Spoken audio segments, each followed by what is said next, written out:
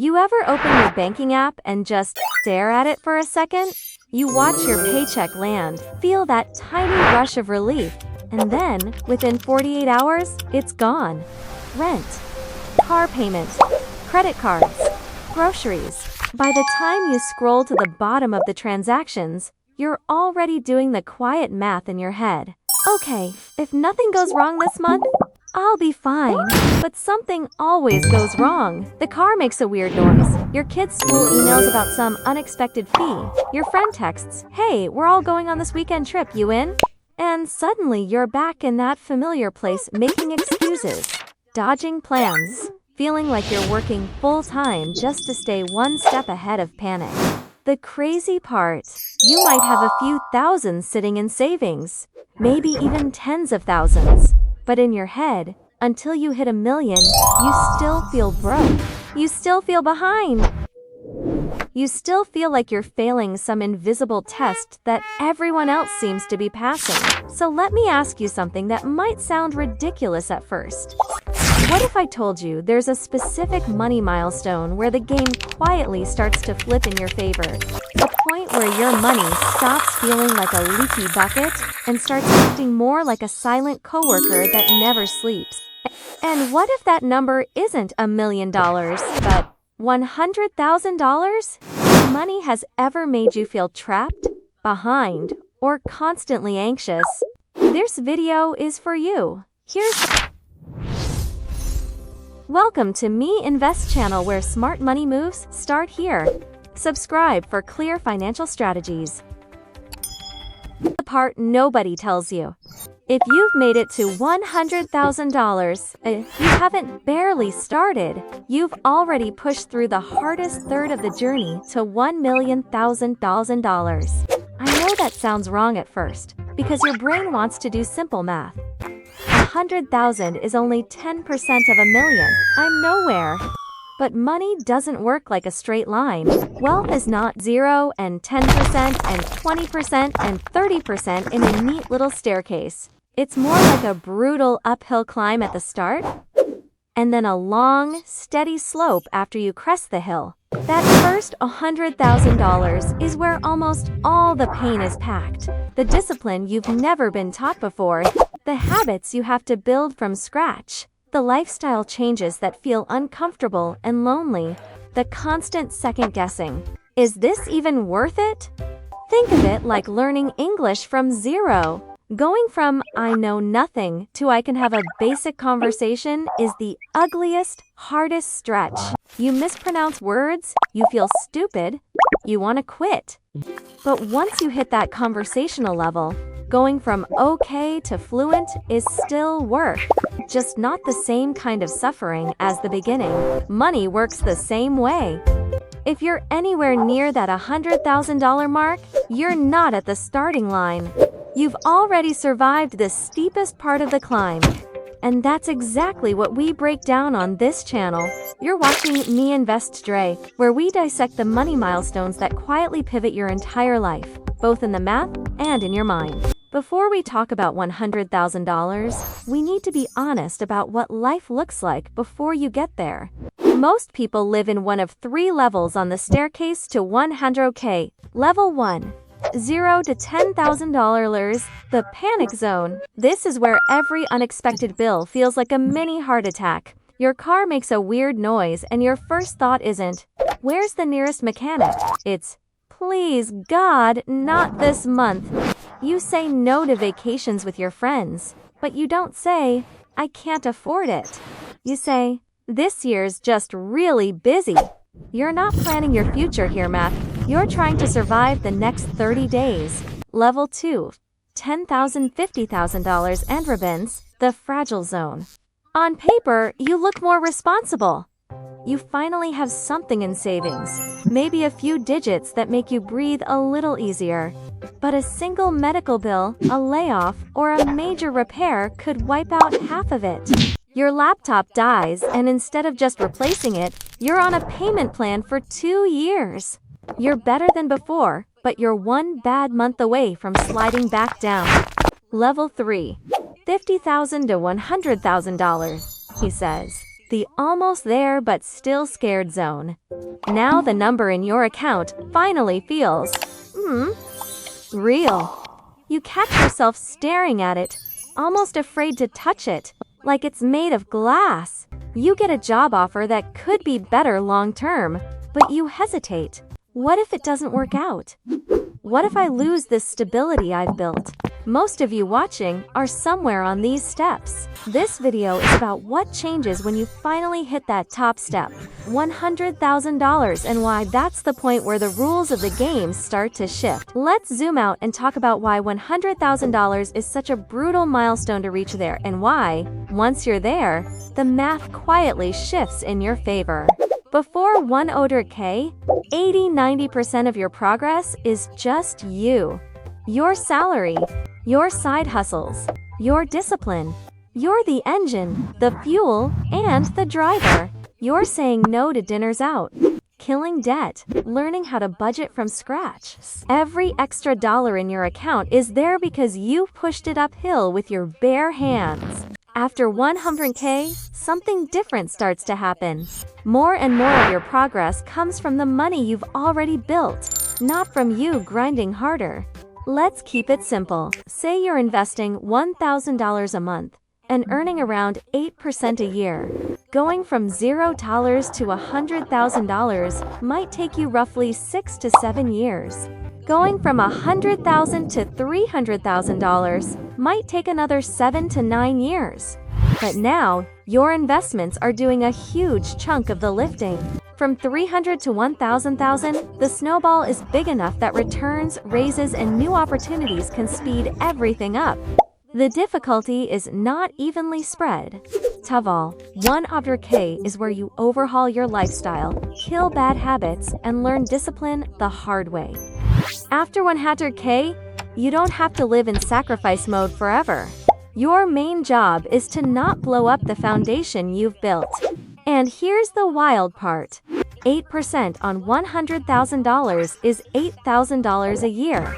That's 2 to 3 months of rent in many cities. Or a full year of car payments. At that point, your money isn't just sitting there. It's basically working a part-time job for you with health, and it never calls in sick. Now let's talk about the part no spreadsheet can show you. Who you believe you are before and after $100,000. Before $100K, most people quietly carry the same identity. I'm the person who's always worried about money. You can have a job, you can pay your bills, you can even have a tiny bit in savings, but emotionally, you still feel like everything is hanging by a thread. Your inner dialogue sounds like, I hope nothing goes wrong this month. I just need to make it to the next paycheck. Maybe when I finally make more money, I'll feel safe. It's not just about your bank balance. It's about living in a constant, low-level state of financial anxiety. You check your accounts with your shoulders already tense. You say yes to things you don't want to do because you're afraid of losing income. Your brain is stuck in survival mode. Wow! Always scanning for the next financial fire. After you cross $100K, the fear doesn't magically disappear, but the flavor of the fear changes. Your self-talk starts to shift from, will I be okay? To, am I using this correctly? Instead of, if the car breaks down, I'm screwed. It becomes, if the car breaks down, it's annoying. But I'm fine. My plan still works. Picture this. You're at the auto shop, and they tell you it'll be $1,200 to fix the problem. Old you would have felt your stomach drop, already wondering which bill to be laid on. New you takes a breath, swipes the card, goes home, and actually sleeps that night. That's not just more money. That's a different identity. You've moved from, I'm barely hanging on, I'm someone who builds and protects my net worth over decades. The numbers matter, but the person you become to reach those numbers, that's what actually changes your life. So what actually changes in your day-to-day life once you're past $100,000? You don't wake up a different person. But 3 new games quietly unlock that used to be off limits. First is the career game. When you're living paycheck to paycheck, your job owns you.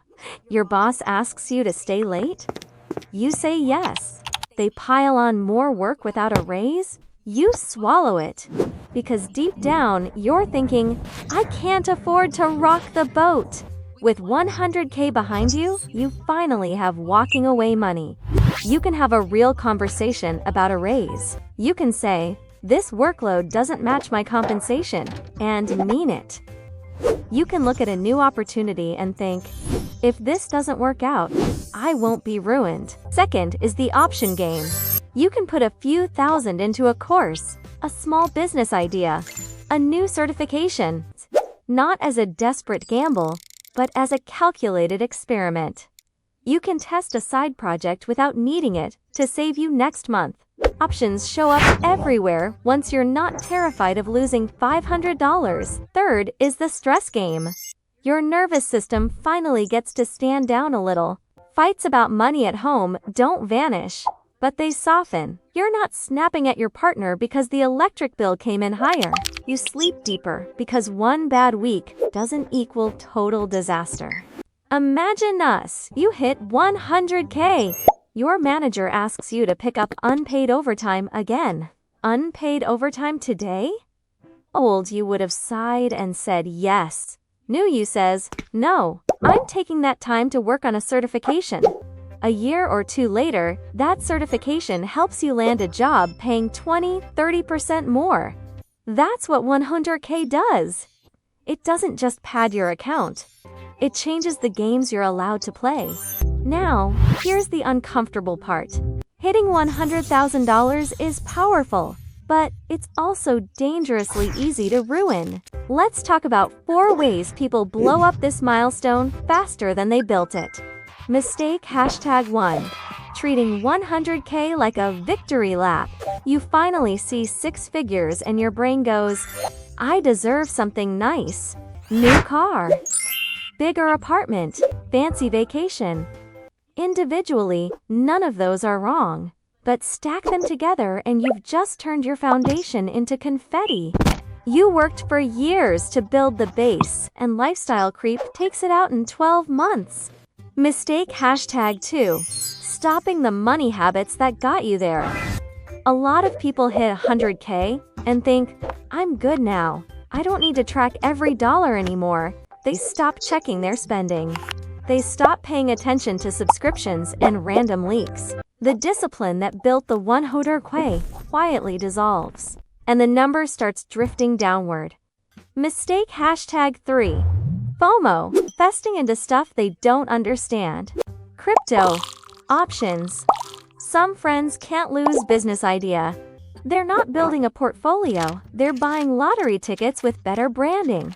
Losing 10 to 20% when your net worth is 10K hurts. Losing 10 to 20% when your net worth is 100K can set you back years emotionally. Mistake #4. Treating 100K like a checking account. Every time something annoying happens, car repair, dental bill, rent jump fang, they dip into that 100K and never put it back. 2 years later, they're at 70K, wondering, how did I end up back here? Picture someone who hits 100K, buys a $40,000 car, and watches it lose nearly 20K in value in 2 years. On paper, their net worth is back near 70K. Emotionally, it feels like resetting the game after finally beating the hardest level. And that's the point. Reaching 100K is hard. Destroying it is disturbingly easy. Alright, so how do you not blow up your 100K? And actually use it as a launchpad? Think of this as your 100K operating system. 5 simple rules that keep you moving toward $1,000 instead of circling back. Step 1. Rename your 100K. Stop calling it extra money or savings just sitting there. Call it your foundation capital. Foundations don't get touched for random wants. Just changing the label in your head shifts how you treat it. This isn't vacation money. This is the thing that makes everything else in your financial life possible. Step 2. Set the 100K floor rule. Make a personal law. My net worth does not go below $100,000 unless there's a true emergency. Not an annoying month, not a bigger TV, not a sale on flights to Mexico. Nope.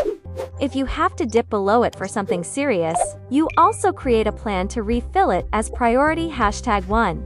The floor is sacred. Step 3. Hecha tegons. Use the rule of thirds for everything above 100K. Any amount over 100K gets divided like this. 1/3 into long-term investments, tax funds. Retirement accounts plow. 1/3 into an opportunity fund hunt, Dave. 1/3 into life enjoyment for hearthing. This way, you grow, you explore, and you still enjoy your life, Tad, without nuking the base. Step 4. You say climb. One big lever per year. Every year, pick one major area to optimize. Housing, car, income, or debt. Not all four. 1. That's how you create real change, instead of burning out trying to fix everything at once. Step 9. Wealth review. Once every 3 months, sit down and check 3 numbers. Your net worth, your savings rate of income you keep thugs, your invested versus cash percentage. You don't need to obsess daily. You just need a consistent check-in so the system stays on course. Before we wrap this up, I want to pull you into this, not just let you sit back and watch. Because here's the truth. You at $5,000 do not think or feel like you at $20,000. You at $20,000 is not the same as you at $50,000. And you at $80,000 is standing in a completely different mental universe than you at $12,000. So let's make this real for a second. Pause and ask yourself, where am I on this staircase right now? Are you in the panic zone under 10K? In the fragile zone between 10K and 50K? Or in that almost there but still scared zone between 50K and 100K? Drop it in the comments. 5K, 12K, 27K, 64K, 100K, whatever your real number is. You don't have to explain it, justify it, or be proud of it. Just write it, because the moment you actually name where you are, a few things happen. You stop comparing yourself to some imaginary Instagram millionaire. You start comparing yourself to your own next step. And you quietly declare a new identity. This is my level. And I'm working on the next one. I read those comments. Ho ho ho. And more importantly, other people who feel just like you read them too. You'll realize you're not the only person at 7K, or 32K, or stuck at 90K trying to break through. We're all climbing the same staircase, all just on different steps. So before you keep watching, take 3 seconds and type your current milestone below. Not for me, for you. For the version of you a year from now who will scroll back and for the version. Wow, that's where I was when I decided to take this seriously. So let's zoom out for a second and put this all in a frame you can actually carry with you. On the math side, $100,000 is not a 10% of a million, so I'm basically nowhere. But I need to gear up growth AWOL. It's the hardest third of the journey in terms of effort. It's where almost all the sacrifice, learning, and lifestyle change is concentrated. Once you're past this, more and more of the heavy lifting gets done by your money, not just your sweat. On the psychology side, if you're near or past 100K, you are no longer someone just trying to survive. You're someone who has already proven you can be disciplined, delay gratification, and stick to a plan long enough to see results. That is not a small thing. That's a new identity. A builder, not a bystander. On the life side, the game shifts. Before 100K, the question is, how do I not go broke? After 100K, the better question becomes, how do I play this well without burning it down? You get to choose how you see this milestone. You can treat 100K like a finish line, celebrate by blowing it up, and keep restarting from level 1. Or you can treat it like the foundation that quietly carries you to $1,000 while you keep living your life. If this video helped you see your money differently, even just a little, consider subscribing to Mie Invests. This channel exists to walk with you through these milestones, not just hype you up and disappear. And if you want to know what happens after this, but in the next video, I'm going to break down why the $250,000 mark, $250,000, turns your money from helpful, you're closer than you think. Let's build this on purpose.